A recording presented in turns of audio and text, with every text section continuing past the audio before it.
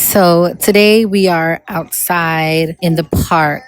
In the vlog video, you're going to see Tess, but right now in this video, it's just going to be a sit down talk video. Sit down and chit chat with me, story time with me. But I'll post a vlog of our day and me bringing Tessie to the park and stuff like that. So it's evening time. There's bugs out here, mosquitoes and flies and thing. My whole skin is outside, so I'm not gonna stick around here too long. So it's gonna be a short video, right?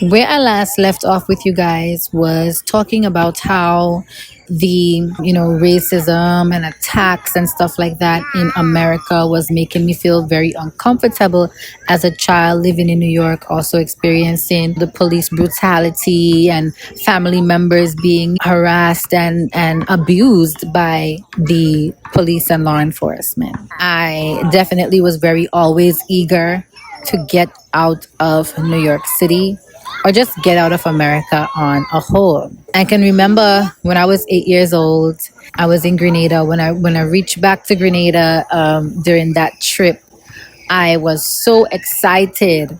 When I came out of the airport, I literally bent down on my knees and I kissed the ground.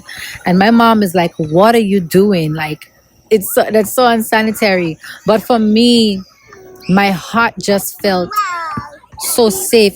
I felt like a child who was taken from their mother, and now you've finally been returned and you run and you jump on your mom. That was how I felt when I bent down and kissed the ground at the airport. And I remember that my mom was like, "Okay, we're leaving. We're going back to America now." And I was so sad. And my grandparents were like, "See you in the next 5 years." They would say that because they know that, I'm going back up to school and stuff like that. So they would say, "See you in the next 5 years." But, after those 5 years, my grandmother, she passed away in that time frame. And I never saw my grandmother again. But it was very touching for me, having to experience that, thinking that when you go back home your family members would be there, and while you're up here trying to make it and thinking that you'll one day make it back to your family, they're down there just like one by one dying on you, and you not even gonna see them again. you know God rest my grandmother's soul in peace. She definitely went through a lot of pain and suffering and stuff like that. Yeah, so went on to high school, graduate high school, returned back to Grenada, and how my music career really got started, to be honest with you. My sister and I think I was about 17, 18 years old, right? Because that's when I graduated high school. And we went down to Grenada. We were in Carriacou and we performed. There was a show we performed at. We sang soca by other people. I hadn't recorded music as yet. And when we finished singing, people were so amazed. People were so amazed. They immediately were like, "You ladies need to get into a studio and start recording immediately. You guys are born for this." And I remember my sister and I just, walking the road, walking through town. And I was singing my heart out as I was walking down the road, and my sister chiming in, harmonizing with me as I was singing. This guy was sitting down in front of a shop, and he was like, "Boy, that song like Destra." He's like, "You have some beautiful voices, like you, and you guys have some beautiful, powerful voices. You guys sung like, you're already Calypsonians, you're already soca stars. You guys sound professional already." And he said, go to the studio and cut a record. You need to." I was like, "I don't think I'm ready." Anyways, my mom ended up taking me and my sister by Anselm James. And she says to him, "Minju, you have a studio, and my daughters, they could sing." And he was like, "Well, my sons are building a studio, so you could link up with them." And so that is how my sister and I got connected with John and Jason. Initially, when they wanted to send rhythms to for us to sing, to be honest with you, I felt like I wasn't ready yet. I wanted to study the craft a little bit more, and I was shy. I felt like if I go to a studio to sing, I would be shy. So, I didn't really, pay it no mind. I was like, oh, I'm not ready yet. I said maybe in the next 2 years. Anyways, I end up I explained in a previous video, when we returned back home to America, we end up losing our house, losing our apartment, and we were now homeless. And that took a mental toll on me and my sister. We were taken in by family. They didn't treat us very nicely. And we entered into a very dark space at that time. So um, I I stopped singing. I lost my spark or my I lost my zeal to sing. That period lasted about 3 to 4 years, where my sister and I, and it's not just me, it happened to her too. We just went mute. We stopped singing. We were very down, very depressed, because we were dealing with our personal life. We just want a home. We were going to work, trying to make money, thinking to ourselves that all we have to do is like, save and try to get an apartment together or something, because, we were now 18, 19 years old and just on our own. I'm not going to talk too much about, some people will comment and say, well, what happened to your parents? I'm not going to get into my parents' business and really talk about what they did and did not do or could not have done. But, you know, again, one of the biggest shocks of my life was losing my home, losing, when you had a bedroom where you had all of your stuff and you felt safe, and now you're outside, and majority of my belongings, I had to throw them away. But what I did keep, because at the time I was actually in college, and I literally like just started college and became homeless. It's crazy. Like, how do you even continue the school year? It was so much. Anyways, I was studying fashion and design because that was my plan B. My plan A was that I always wanted to be a recording artist, but my plan B was like, fashion and design, because of the fact that people always teach you growing up as a child that you must have a plan A and a plan B in case plan A doesn't work out. So I decided to go to school for fashion and design because my parents were like, music is not a real career. You need to do something more tangible. You need a real job. They're like, music is not a real job. So I took up fashion and design, which my father was like, okay, that's a little bit better.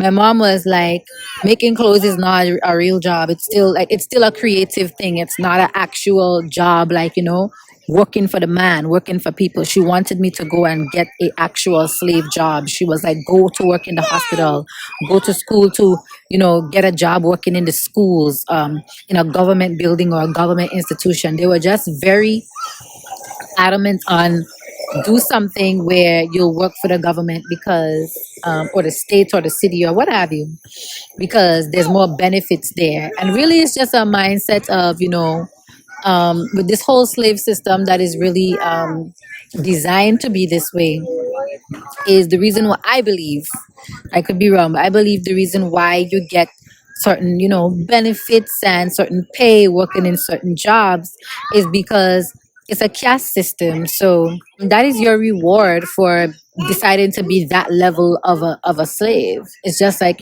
some slaves get paid a little bit more pennies for doing a certain job, like, working in a government building to keep their business and their company, because I see America as a company, to keep their company running. You actually go and work directly with the company, so they're giving you a little bit of extra coin and a little bit of benefits, but you're just like a top class slave, you know what I mean? Those who are working at, more private companies or trying to do their own thing like an entrepreneur and stuff like that, there are no benefits in that for you because you're not subjecting yourself to be one of those top tier slaves. You understand? So you have to make it on your own. You're outside slave. You're not an in-house slave. That's how I see it, right? So my parents wanted me to go and get the top slave job, and I was like, nah, that's not for me. I know that I won't be able to feel fulfilled, and my soul and my spirit and God, or the higher being that was speaking to me was telling me like, that's not the path that I want you on. Anyways, to make a long story short, halfway through like my first semester of college, my mom was just like, yeah, I'm not gonna continue to pay for this. I was able to get a little bit of government assistance, but again, not everything was gonna be covered. So certain things still have to come out of pocket. And my mother started to pay, and then afterwards she was like, yeah, no. So I couldn't finish school because of that. There was no money to continue to pay for the school and classes and textbooks and things. So I was removed from the school, and that definitely put a hole in my chest. And I never went back to school. I just decided, you know what? Plan B didn't work out, so we had to go with Plan A. I enrolled into an online audio engineering program where you actually could, get a degree from. And I started to study music, how music is made. I studied, sound engineering because I wanted to, in order for me to actually be a recording artist, I didn't want to be one of those artists who just, you have your voice and you could sing and that's it. So now you're just looking for people to give you songs and give you a beat and just put you in the studio and all you have to do is sing. I wanted to be more than that. I wanted to actually learn the craft and be into music creation. Yes, I have the voice and I knew music theory and I studied, I majored in vocal music in high school and all of that, but I wanted to study the creation of the music that we listen to in our headsets every single day. And so I decided that I needed to learn sound engineering, how to create sound. And so I did that. So with the little money that I had saved up, from the little job that I had took up. Remember when I told you guys I started doing market research job, and then afterwards I went on to work in retail and stuff like that. So I took those monies and I decided to buy myself my first microphone, and I bought an AKG Perception 220, and I went shopping for that mic, and I went to the store and I tested out all different sorts of mic, singing in them to see which mic better fit my sound, better fit my vocal texture, better fit my pitch, better fit the level of clarity that I'm trying to achieve. So I tested out each mic until I found the perfect mic that I felt was for my voice at that time. I also bought a little studio setup, interface, headphones, pop filter. Yeah. So I was like, little Miss Sound Engineer, little Miss Audio Engineer, recording engineer. And I started to teach myself, along with doing the audio engineering school, how to record music. So obviously, when we were hit with this homeless situation, I was very sad because I had nowhere to put my studio things, and so I ended up having to put my stuff in a public storage. And my things stayed in public storage for about 2 to 3 years. So there was no recording anything. I was no longer even able to focus on school, and so I didn't even get to finish that program. My computer, all those types of things. Like I had to put all of that in storage, and my sewing machine that I had, because when you go into school studying fashion design, they're gonna give you homework and projects to do, and having a sewing machine at home was ideal for that. So I ended up having to put my sewing machine in storage too. It was a very sad situation. There were even times where me and my sister, we just used to sleep outside. Like we just used to go to the storage and sleep at the storage because sometimes it didn't make sense going back where we were staying, and the treatment there was just so emotionally and mentally abusive that we would just stay outside for as long as we could, only go back where we were staying when night fell. because everybody's sleeping and it's time to sleep, so nobody's really gonna harass you or ill treat you or anything like that. But when the place was full and people were around and we didn't feel comfortable to be around them, we would just stay outside for as long as we could. We would go to the park sometimes, sit down and just be with each other talking, until we got tired, or just go to the public storage facility, like I said, honestly, and take little naps there. I even started to take extra hours on my job. And when I get off work, I would just go upstairs to the cafeteria and go to sleep at work.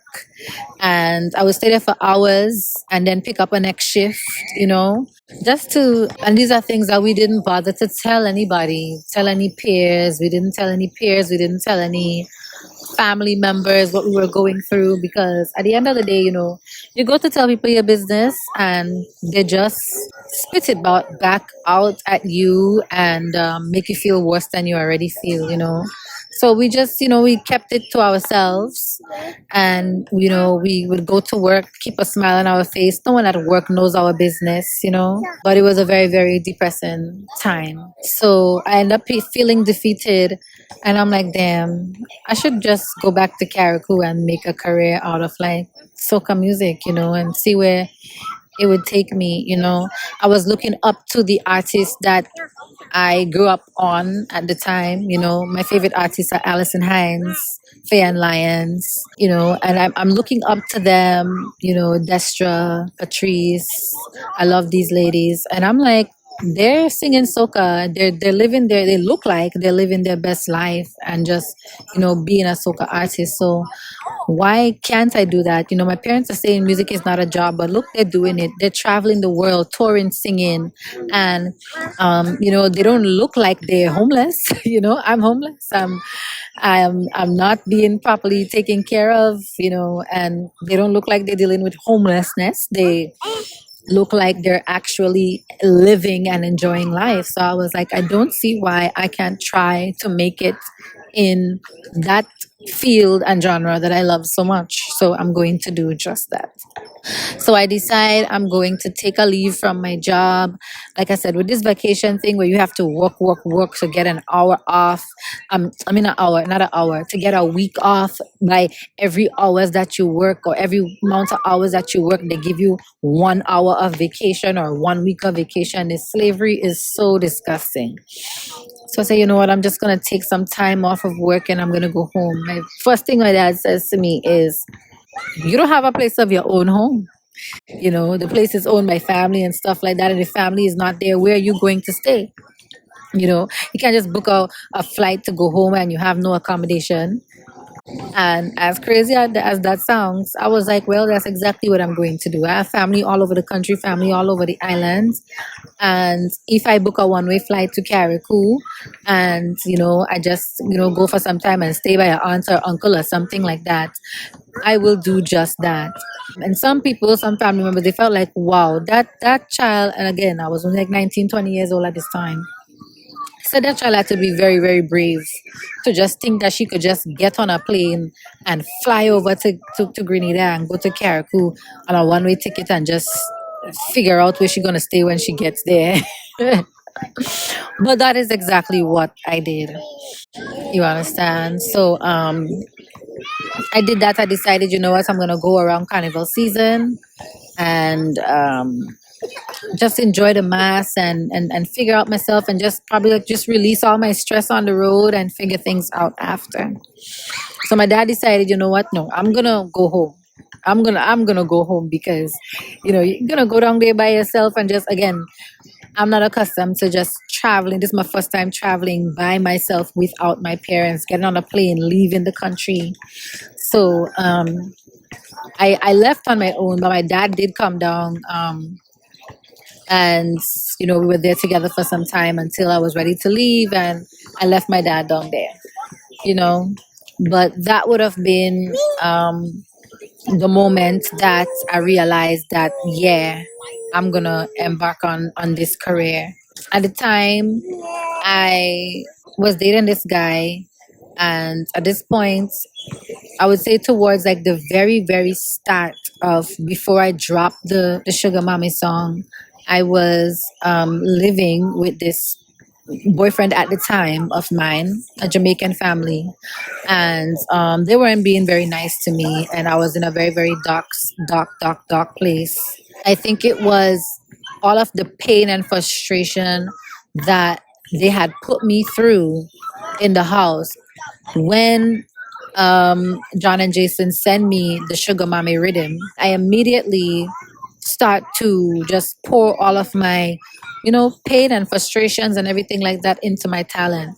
And that is how I came to write such a great song on my, my first release. So it just goes to show how, when it comes to music, your emotions, your experiences, and everything like that, when you put that into your craft, oh my God.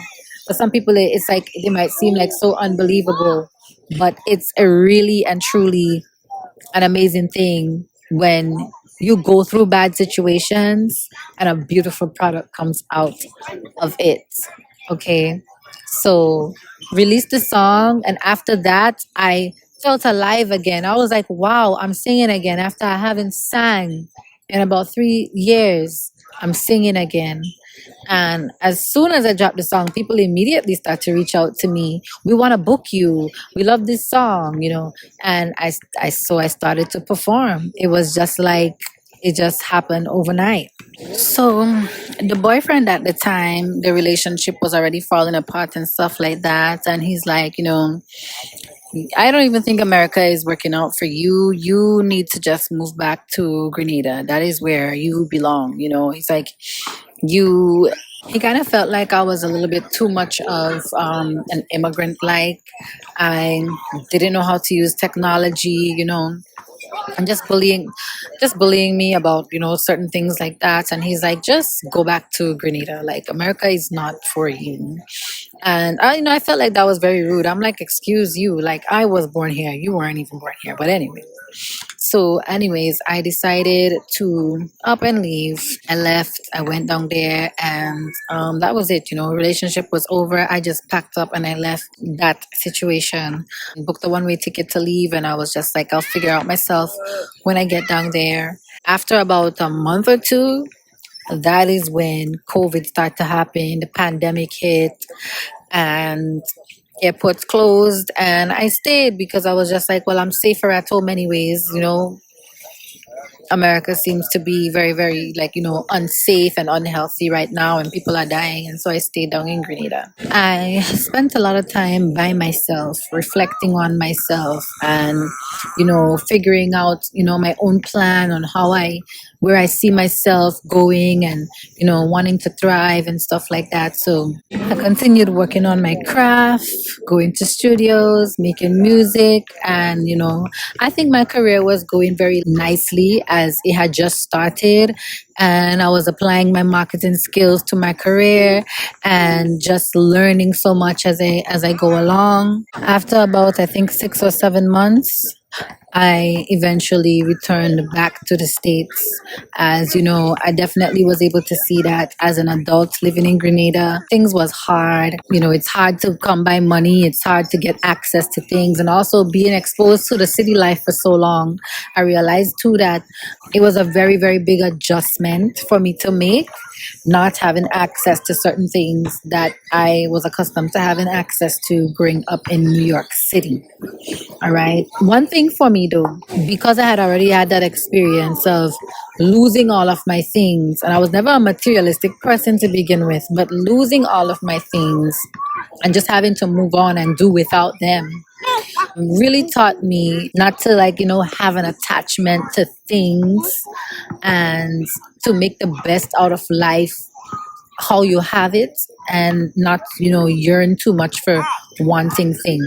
So it's not that I felt like, oh my God, Grenada has lack of things and stuff like that, but it was more so just the access to resources that I felt that I needed to push my career forward, and also to continue to survive, and survive the type of lifestyle that I wanted to live.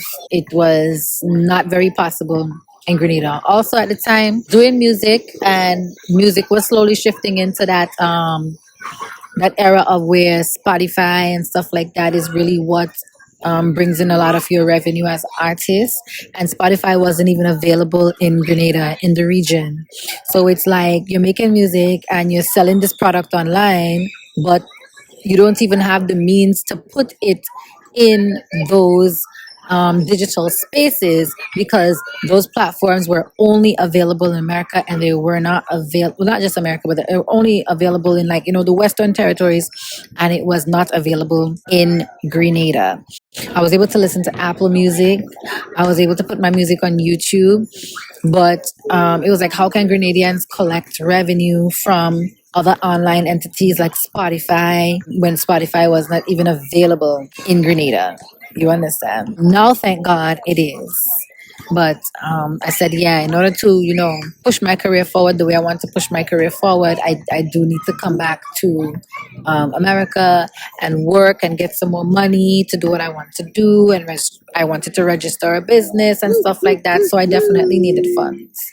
So I came back and I started to work towards that. And then again, with this pandemic that was going on, they were now like, okay, you need to take the vaccine or else, you're going to lose your job. And so that's what ended up happening with this whole entire mandate thing. I got fired from my job and I entered into another state of depression. All right. At this time again, when I came back up, of course, I didn't have a place of my own to go and stay, no apartments or anything like that.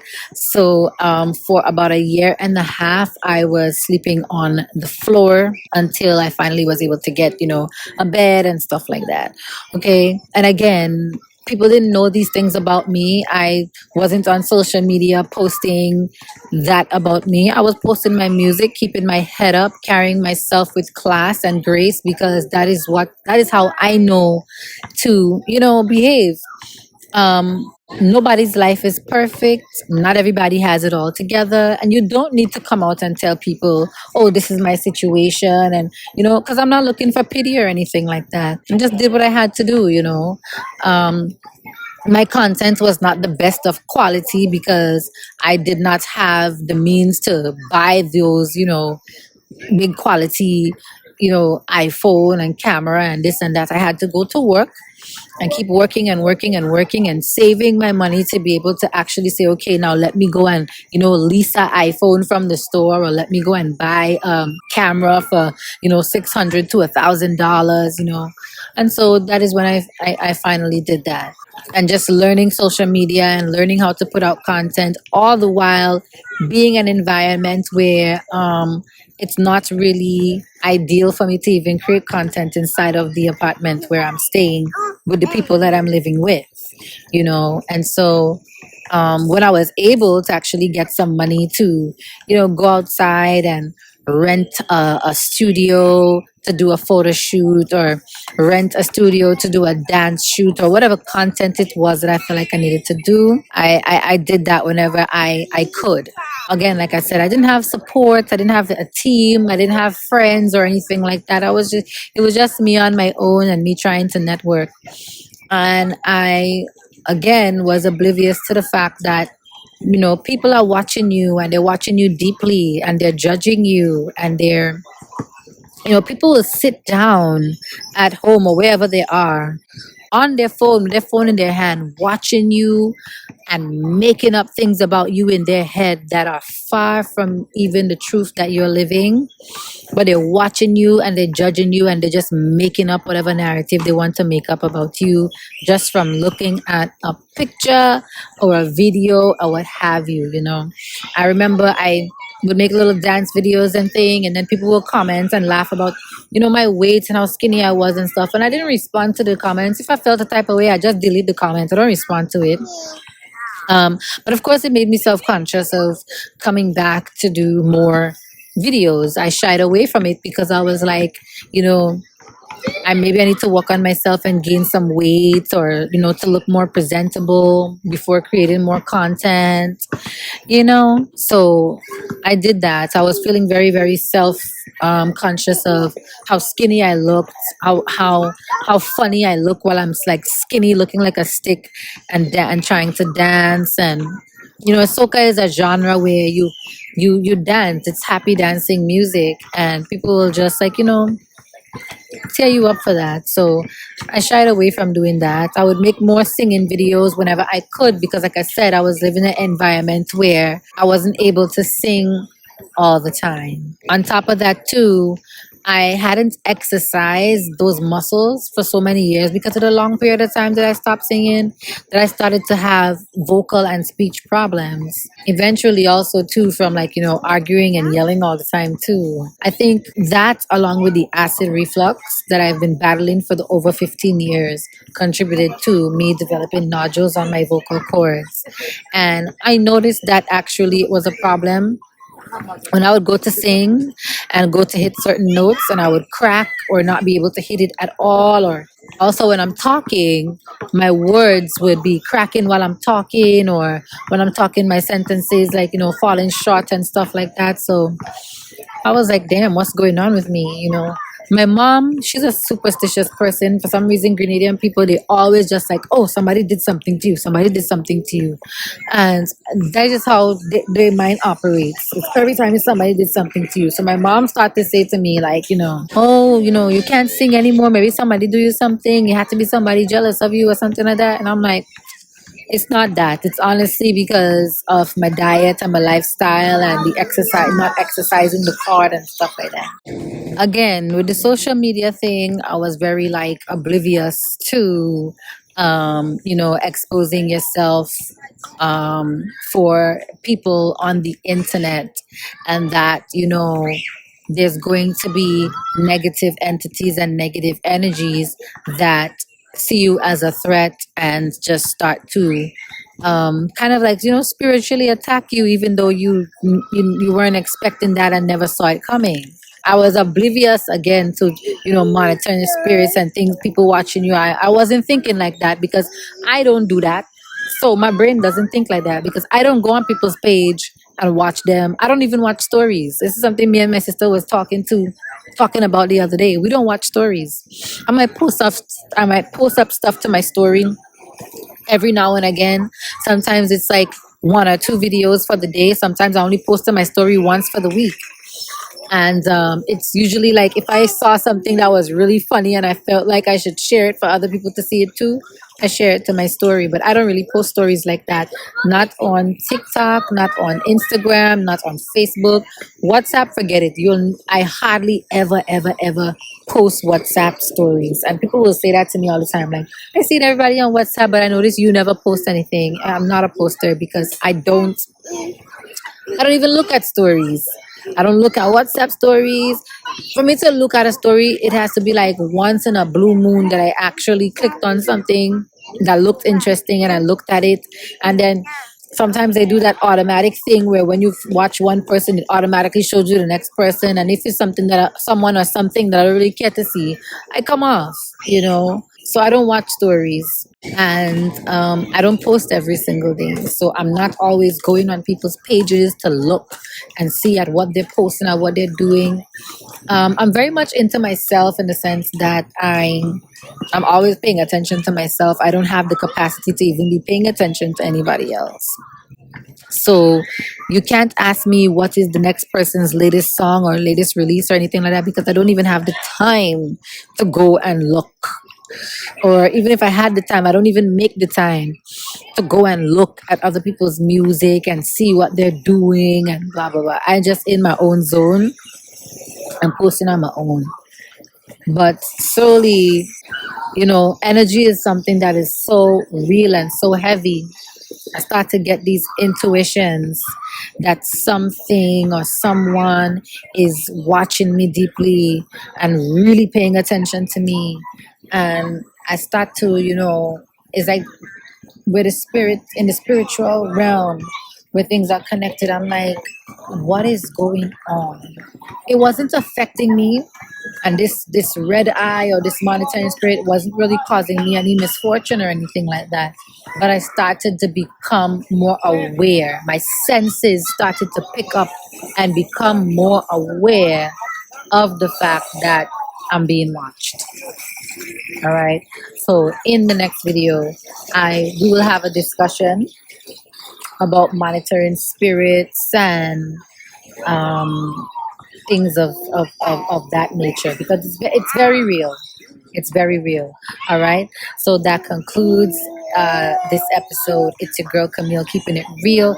Thank you guys so much for watching. The sun is going down. I'm about to get baby girl out of here. Probably push her on the swing for about 10 minutes and then we'll leave. All right. So thank you guys so much for watching. Stay tuned. Like, comment, share, subscribe, and comment down below for me again. If you didn't like this and you felt like Camille, don't ever sit in the park again to do a video. We don't want to hear all that stuff. Comment and tell me. And if it didn't bother you and it's something that we could do again, let me know. And I'll do it again. Whatever makes you guys comfortable, okay? It's your girl Camille, keeping it real, signing out. Goodbye.